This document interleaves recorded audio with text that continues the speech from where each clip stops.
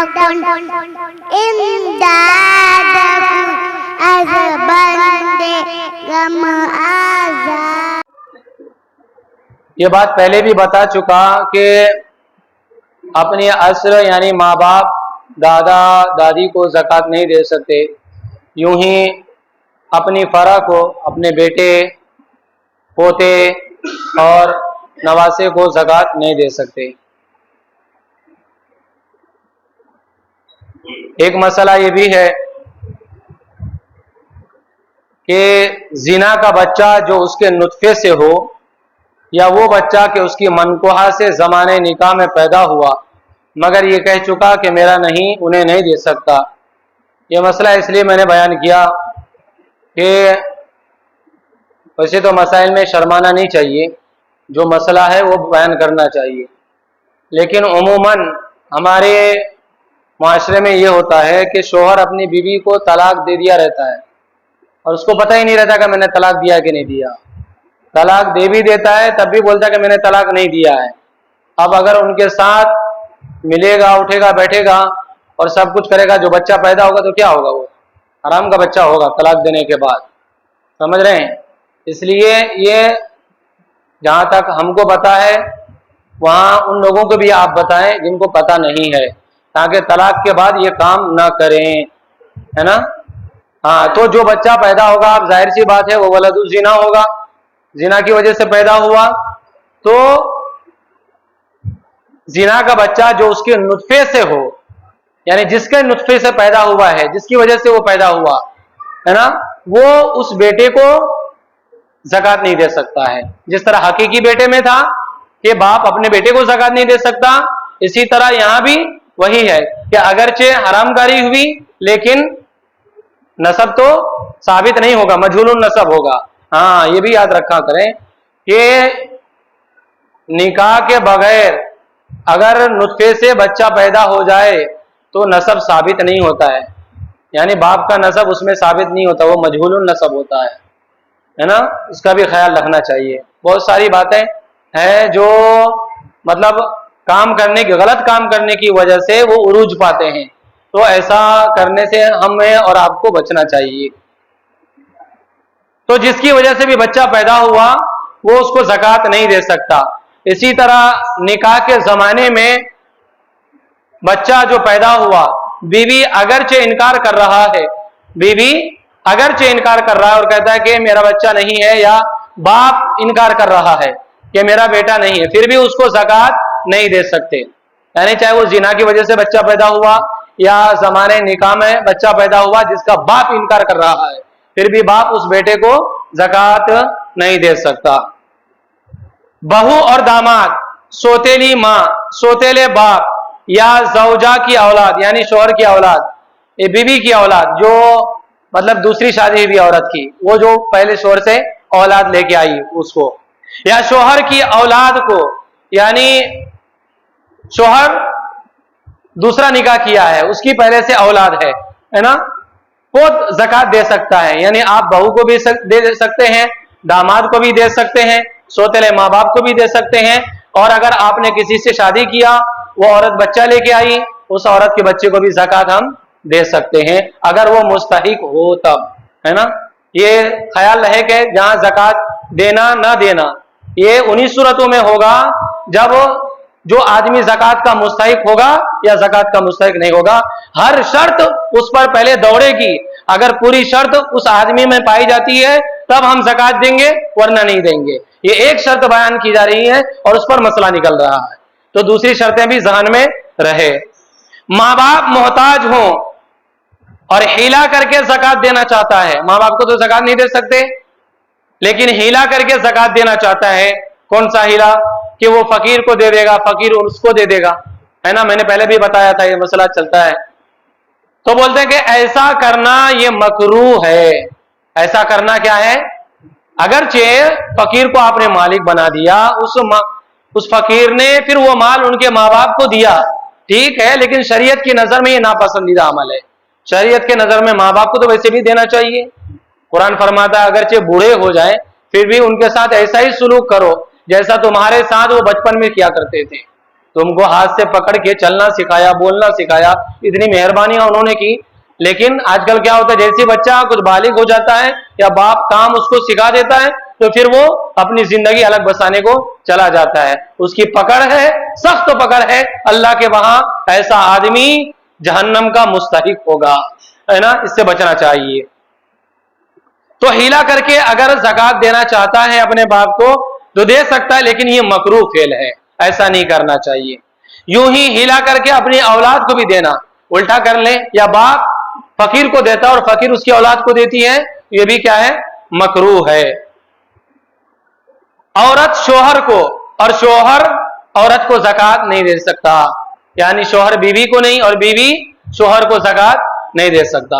अगरचे तलाक़े बाइन, बल्कि 3 तलाक दे चुका हो, 3 तलाक दे चुका हो तब भी नहीं दे सकता। कब तक?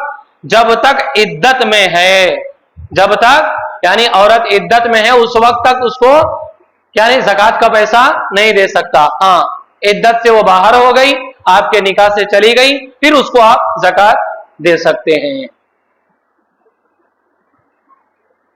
इसी तरह सही तंदुरुस्त को ज़कात दे सकते हैं। जो आदमी सही सालिम है, तंदुरुस्त है, मोटा फरबा है, अगरचे कमाने पर कुदरत रखता हो, मगर शर्त वही होगी कि मालिक निसाब ना हो, फकीर हो, सारी शर्तें होगी। तो अगरचे वो सही सालिम है, लेकिन अगर उसको जरूरत है तो फिर भी उसको ज़कात दे सकते हैं, मगर वो सवाल नहीं कर सकता। और उमूमन हमारे मुआशरे में क्या होता है, आदमी कमा भी सकता है फिर भी वो मस्जिद में आके बैठते हैं या फिर वो सवाल करते हैं, ऐसा करना उनके लिए जायज नहीं है। औरत को माँ बाप के यहां से जो जहेज मिलता है उसकी मालिक औरत ही है। अब जो उनको सामान मिलता है माँ बाप के वहां से, वो 2 तरह के होते हैं। एक हाजत की चीजें होती हैं, जैसे खानादारी के सामान यानी घर चलाने के सामान, पहनने के कपड़े, इस्तेमाल के बर्तन, इस किस्म की चीजें कितनी ही कीमत की हो उनकी वजह से औरत मालदार नहीं कही जाएगी। जो चीजें जरूरी हैं, जो चीजें जरूरी हैं उसकी वजह से वो मालदार नहीं कही जाएगी। दूसरी वो चीजें जो हाजत असलिया से जायद जीनत के लिए दी जाती हैं, जैसे जेवर वगैरह देते हैं हम, और हाजत के अलावा असबाब और बर्तन, आने जाने के बेश कीमत भारी जोड़े, बेश कीमत यानी बहुत कीमती जोड़े, ये हाजत असलिया से जायद हैं। ज्यादा कीमत वाले उमूमन ऐसा ही हो रहा है आजकल, जब भी आएंगे जाएंगे माँ बाप के घर या ससुराल तो बोलेंगे बहुत बड़ा पैसा वाला कपड़ा चाहिए, है ना। तो ये भी जीनत के लिए है, हाजत असलिया से जायद है। इन चीजों की कीमत अगर बकदरे निसाब है ना, जो हाजत असलिया से जायद है, जेवर वगैरह, औरत गनी है यानी मालदार है, ज़कात नहीं ले सकती। जो सामान उसको जरूरी है ना, उस सूरत में वो गनी नहीं, और जो सामान हाजत से जायद है उस सूरत में वो गनी है, ज़कात नहीं ले सकती वो, है ना। ये दूसरा हुई। और औरत अगर साहिब निसाब है तो उसी को ज़कात अदा करना है। हाँ, अगर उसका शौहर उसकी इजाजत से अदा करेगा तो अदा हो जाएगी, उसकी इजाजत से उसका शौहर अदा करेगा तो अदा हो जाएगी। एक मसला हुआ। इसी तरह मैंने पहले भी बताया कि हाशमी को ज़कात नहीं दे सकते हैं, सैयद वगैरह को। मां हाशमी बल्कि सैयदानी है यानी सैयदा है, और बाप हाशमी ना हो तो वह हाशमी नहीं, कि शरा में नसब बाप से है, लिहाजा ऐसे शख्स को ज़कात दे सकते हैं। और अगर कोई दूसरा माने ना हो, कहने का मतलब यह है कि बाप अगर सैयद ना हो, बीवी है सैयदा है, तो उस बाप को या उस बाप के बच्चे को ज़कात दे सकते हैं, क्योंकि मां सैयदा है, बाप सैयदा नहीं, बाप सैयद नहीं। नसब किसकी वजह से इंसान में किससे चलता है, बाप से चलता है, तो बाप का एतबार होगा, मां का एतबार नहीं, लिहाजा उसको ज़कात दे सकते हैं। किसको? सैयदा को नहीं, हाँ, जो बाप है, गैर सैयद है, उसको ज़कात देंगे। और एक मसला सुन लें कि जब हम ज़कात निकालेंगे, ये मसला याद रखें, ज़हन में रखें, जिसने तहर्री की यानी सोचा, दिल में ये बात जमी कि उसको ज़कात दे सकते हैं, यानी उसने तहर्री की, गौर फिक्र की, सोचा कि इसको ज़कात देना है कि नहीं देना है, और दिल में उसने जमा लिया कि इसको ज़कात दे सकते हैं और ज़कात दे दी, है ना। बाद में जाहिर हुआ कि वो मसरफ ज़कात है या कुछ हाल ना खुला, यानी पता ही न चला कि वो ज़कात का मुस्तहिक है या नहीं। पहले तो दिल ने जमाव किया था कि है ज़कात का मुस्तहिक, लेकिन अब दिल इधर उधर भाग रहा है कि ज़कात का मुस्तहिक है या नहीं। तो पहले अगर हमने जमाव किया था तो अदा हो गई तहर्री के मसले पर, यानी हमने यकीन किया था कि ये ज़कात का मुस्तहिक है तो हमने ज़कात अदा कर दी, अगरचे बाद में पता चला कि ज़कात का मुस्तहिक नहीं है, फिर भी अदा हो गई। जैसे कि अगर बाद में मालूम हुआ, यानी पहले तो सोचा था उसने यकीनन कि ज़कात का मुस्तहिक दे दिया, और बाद में मालूम क्या हुआ कि वो गनी था, मालदार था, साहिब निसाब था, या उसके वालिदैन में कोई था, यानी माँ बाप जिसको ज़कात दिया, या अपनी औलाद थी, बेटा बेटी वगैरह, या शोहर था, या जौजा थी, या हाशिमी था, कोई भी था, जब भी अदा हो गई, जबकि पहले ये मालूम हो कि ये ज़कात का मुस्तहिक है। और अगर पहले से आपने तहर्री नहीं किया, शक में है कि ज़कात दे सकते हैं कि नहीं दे सकते हैं, तो ऐसी सूरत में अगर फकीर होगा तो ज़कात अदा होगी, वरना ज़कात अदा नहीं होगी। इसलिए जिसको हम ज़कात दें तो अपने दिल पर ये यकीन होना चाहिए कि वो ज़कात का मुस्तहिक है या नहीं है, सारी शर्तें उसमें पाई जा रही या नहीं पाई जा रही। अगर पाई जा रही हैं तो ज़कात दे सकते हैं उनको, वरना नहीं दे सकते। ज़कात वगैरह सदकात में अफजल यह है कि अव्वलन अपने भाइयों बहनों को दे, है ना।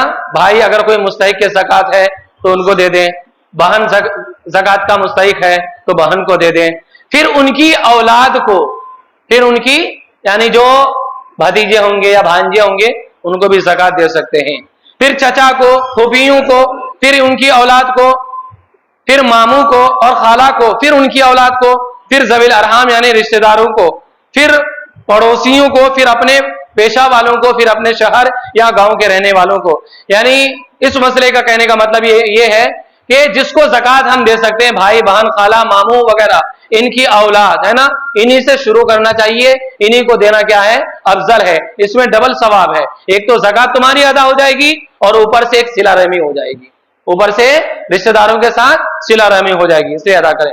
अब एक हदीस समाअत फरमा लें। हदीस में है, नबी अकरम सल्लल्लाहु तआला अलैहि वसल्लम ने इरशाद फरमाया,